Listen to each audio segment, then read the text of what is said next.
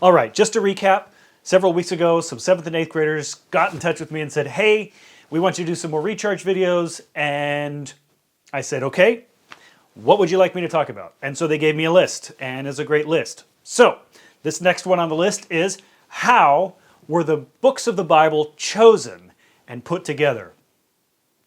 Magic.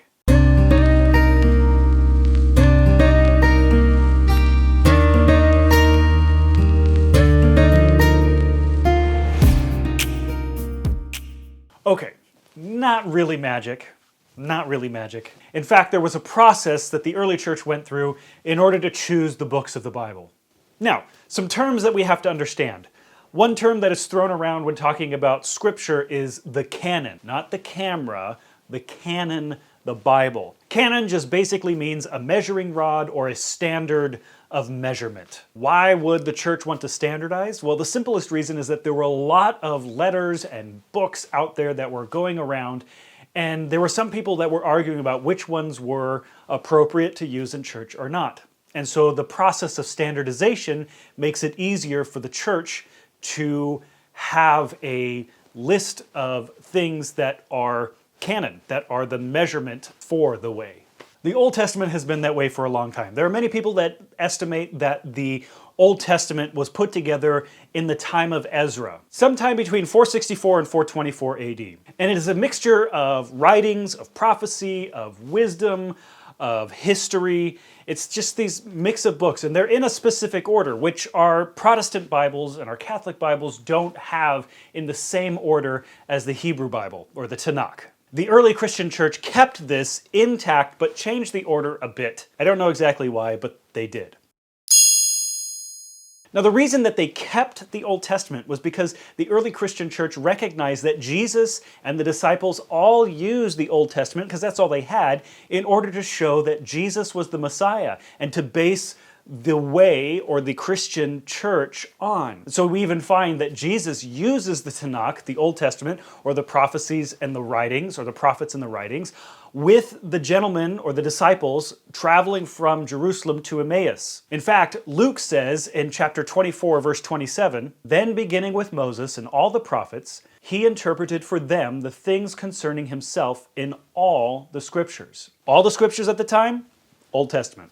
Tanakh. Now, when it comes to the New Testament, it gets a little different. There were committees or synods or councils that were put together to kind of determine what books were going to be entered into the canon.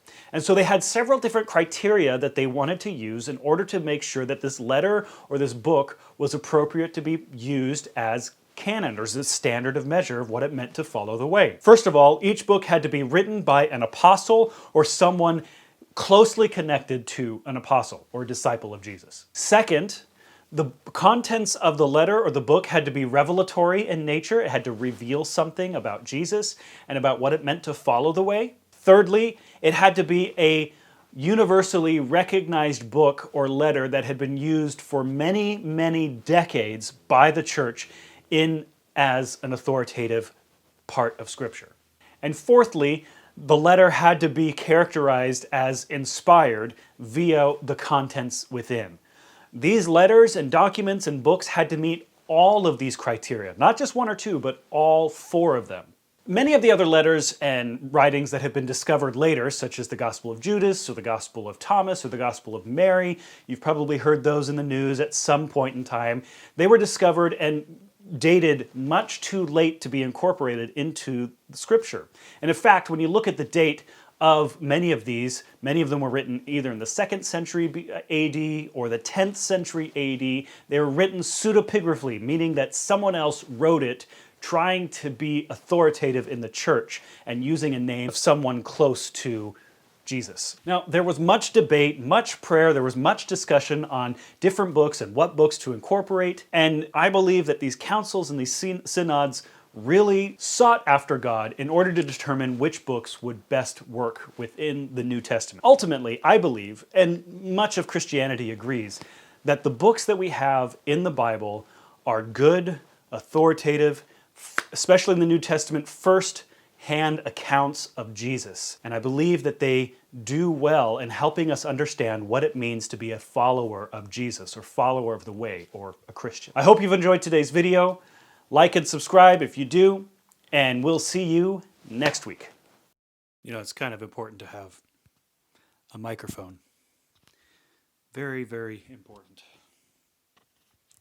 Otherwise, audio quality is not so great. Is lighting good? Is lighting's okay. Sometimes that.